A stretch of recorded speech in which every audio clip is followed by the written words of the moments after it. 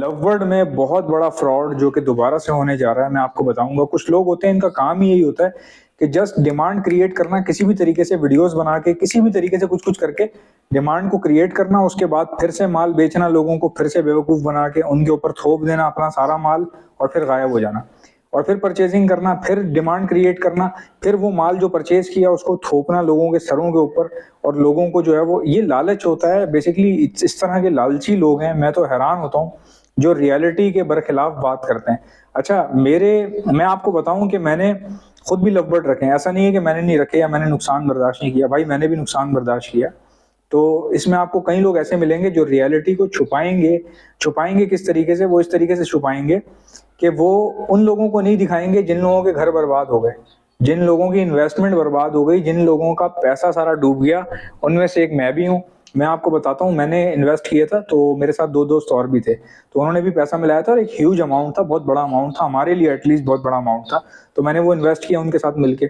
अब वो पैसा डूब गया, जाहिर सी बात है रबड़ के रेट ही नीचे आ गए, रेट इतने ज्यादा नीचे आ गए। और फिर उसके बाद बिल्कुल एक समझे कि सन्नाटा छा गया, लवबर्ड के अंदर 2-2 हज़ार रुपए में बिक रहे थे। फिर मेरे पास पॉक्स आ गई उसी टाइम पे पॉक्स आ गई। और वो पीसेस जो मैंने अल्बाइनो रेड के खरीदे थे 8-8 हज़ार रुपए पर पीस के हिसाब से, वो 200-200 रुपए के हिसाब से मैंने दिए फिर मार्केट ले जाके। तो आप अंदाजा लगाएं इतना बड़ा ह्यूज क्राइसिस। और जिन दोस्तों ने मेरे साथ इन्वेस्ट किया था, वो भाई उनका पैसा, अपने पैसे की इतनी फिक्र नहीं होती जितना उनके पैसे की फिक्र होती है। तो उनका पैसा जो डूब गया था उसकी मुझे फिक्र थी। मेरे लिए बड़ा आसान था भाई कहना कि देखो इन्वेस्ट तो मैंने भी किया था, इन्वेस्ट तुमने भी किया था, तो अगर तुम्हारा डूबा है तो मेरा भी डूबा, खत्म हो गई बात। मेरे सर पे क्या है? मेरे मेरे मेरे लिए तो कोई मसला नहीं था कहना ये। लेकिन मैंने जिम्मेदारी का मुजाहरा किया। जब वो परेशान हो गए ये सब देख के, चूंकि उनको पता ही नहीं था ना बर्ड्स के बारे में कुछ, वो तो बेचारे ये बूम देख के आए थे जो एक क्रिएट किया गया था, एक बलून क्रिएट किया गया था कि ऐसे हो जाता है, नौकरी छोड़ दो अपनी, बेकार है, लवबर्ड सही है, लवबर्ड रखे हो तो फिर नौकरी की क्या जरूरत है, सरकारी नौकरी छोड़ दो। लोग पागल हैं, सरकारी नौकरी छोड़ देंगे अपनी लवबर्ड के चक्कर में। जो नौकरी उनको घर पाल रही है, उनके बच्चे पाल रही है। एक लवबर्ड तोता है, कल आज जिंदा है कल नहीं है, कल उड़ गया, परसों अंडे नहीं दिए उसने, तो क्या होगा भाई उनका? तो ये मैं आपको कॉन्सेप्ट समझाना चाह रहा हूँ कि मैंने क्या किया, अच्छा मुजाहरा किया। और जो मेरे दोस्त थे दो जिन्होंने इन्वेस्ट किया था, मैंने उनसे कहा देखो परेशान मत हो, जो तुम लोगों ने इन्वेस्ट किया अमाउंट ये तुम्हें मैं दे दूंगा। मैंने पूरा साल मेहनत करके और अच्छी इनकम कमा के, हलाल इनकम कमा के, मैंने उनके पैसे उनको धीरे धीरे करके लौटाए। और अब सारे पैसे उनके अल्हम्दुलिल्लाह वापस हो गए हैं उनको। और समझ लें अभी 20-30 हज़ार रुपए रह गए हैं। 20-30 हज़ार रुपए तो कोई इतना बड़ा अमाउंट नहीं है, ये भी इंशाल्लाह ताला इससे हिस्सा हो जाएगा। तो आप सोचें कितने लाखों रुपए से मैं 20-30 हज़ार पे आ गया कि लाखों रुपए लगा के उनका जो लॉस हुआ मैंने उसको पूरा किया। लाखों रुपए मैंने पूरे किए, उनको दिए, देता रहा आराम आराम से। अब जाके वो 20-30 हज़ार रुपए का रह गया खाली, वो भी हो जाएगा इंशाल्लाह ताला, क्योंकि मैं हर मंथ पैसे दे रहा था, हर मंथ पैसे दे रहा था। मेरे लिए तो आसान था, मैं बोलता भाई अगर तुम्हारा नुकसान हुआ है तो मेरा भी तो हुआ है, अगर तुमने इन्वेस्ट किए थे तो मैंने भी इन्वेस्ट किए थे, नुकसान हो गया, लॉस हो गया, बात ही खत्म हो गई। आपको भी नुकसान हुआ, मुझे भी नुकसान हुआ, बस ठीक है। ये एक सबक है ना, बिजनेस में तो ऐसे ही होता है। अगर मैं ऐसा कहता तब भी मैं गलत ना होता, लेकिन फिर भी मैंने ऐसा किसी से बदतमीजी नहीं की, क्योंकि ऐसे वक्त में आपको पता है कि आपके जो साथ के दोस्त होते हैं वो भी भाई आपसे बदतमीजी कर देते हैं, या बोलने में कुछ ऐसा बोल जाते हैं जो जिंदगी भर का फिर आपके लिए एक नो गो एरिया हो जाता है कि यार अब मैं इससे बात नहीं करूंगा। तो मैं वो चीजें खोना नहीं चाहता था, और मैं नहीं चाहता था कि कोई जो है मेरे ट्रस्ट पे आया था और वो खाली हाथ लौटे। तो मैंने जो है वो देख लें, अभी दोबारा से, अभी कुछ लोग फिर से देखें कि वो ये काम दोबारा शुरू कर रहे हैं कि वो फिर से कुछ दिखा रहे हैं कि ओ जी है तो वापस आ गया, वो लवबर्ड तो वापस आ रहा है, और ये हो रहा है और यूं हो रहा है। देखें आ रहा होगा, मैं ये नहीं कहता कि वापस नहीं आ रहा होगा, भाई आ रहा होगा, बिल्कुल आ रहा होगा।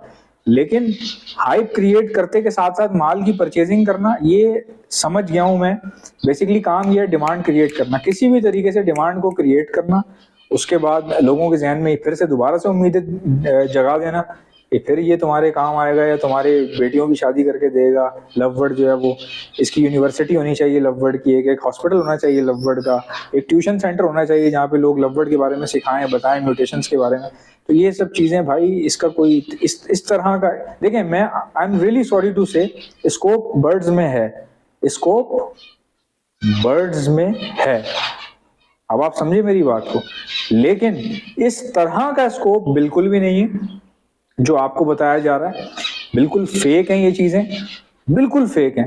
कोई बंदा मजहब का इस्तेमाल करके आपको इन्वेस्टमेंट पे जो है वो आमादा कर ले वीडियो के जरिए। कोई नमाज पढ़ते हुए दिखाए वीडियो के अंदर कि मैं नमाज पढ़ रहा हूँ, मैं बहुत अच्छा बंदा हूँ, मैं किसी को गिफ्ट भी दे देता हूँ, एक दो गिफ्ट दे दिए। भाई गिफ्ट कैसे दे रहा है? आज पहली बात तो ये है कि आज के दौर में भाई भाई को 1 रुपया नहीं देता आज के दौर में। तो कोई किसी को बिना जाने कैसे गिफ्ट दे सकता है? उसका सिर्फ एक ही मतलब होता है कि उसको बेसिकली वो गिफ्ट नहीं है, वो उसकी इन्वेस्टमेंट है। वो लोगों को इतनी महंगी चीजें बेच रहा है कि वो गिफ्ट देने पे उसको नुकसान नहीं पहुंच रहा। Everybody is here in this world just to earn for their self. अब आप अंदाजा लगाएं कि इस दुनिया में जो भी है वो सिर्फ अपने लिए है, कमाने के लिए हर बंदा। मैं भी पहले अपना सोचूंगा, भाई मैं जिंदा रहूंगा तो कुछ आपको फायदा दूंगा ना, पहले तो मैं रोटी खाऊंगा तो फिर आपको मिलेगी ना बाद में। तो इस दुनिया में जितने भी लोग हैं वो पहले अपना फायदा देखते हैं। और मैं आपको ये नहीं, मेरी वीडियो बनाने का हरगिज ये मतलब नहीं है हर परिंदा रखें, हर बर्ड रखें, लव बर्ड भी रखें, जावा भी रखें, फिंच भी रखें, कॉकटेल्स भी रखें, बजरी भी रखें। बहुत अच्छा काम है, बहुत अच्छा प्रॉफिट है इसके अंदर।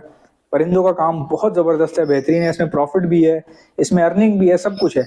लेकिन फेक लोगों से बचें, लालची लोगों से बचें, इस तरह के जो मजहब को बीच में ला ला के अपना इमेज पोर्ट्रे कर रहे हो कि जैसे कि अकेले वही सब कुछ मजहब को चला रहे हैं और सारा काम वही कर रहे हैं। तो ऐसा बिल्कुल भी नहीं है भाई, ऐसा बिल्कुल भी नहीं है। और आप लोग जो है वो इस आने वाले टाइम के इस फ्रॉड से बचें और बिल्कुल न्यूट्रल होकर खरीदारी करें। जो चीज़ आपको पसंद आए, समझ में आए, वो लें। और वीडियो ज़रूर देखा करें, लेकिन सिर्फ इन्फॉर्मेशन के लिए। इसलिए नहीं कि वीडियो आपने देखी, ठक करके आज देखी, कल आपने स्टेप ले लिया, इस तरह से नहीं। क्योंकि इस तरह अगर आप कर रहे हैं तो आपकी जहनी हालत पे कहीं ना कहीं शक होगा किसी ना किसी को। क्योंकि इतना ज़्यादा जो है ना उत्तेजित हो जाना किसी चीज़ को लेकर के, ये भी ठीक नहीं है। इंशाल्लाह मिलते हैं नेक्स्ट वीडियो में, इजाज़त दीजिएगा। अल्लाह हाफ़िज़।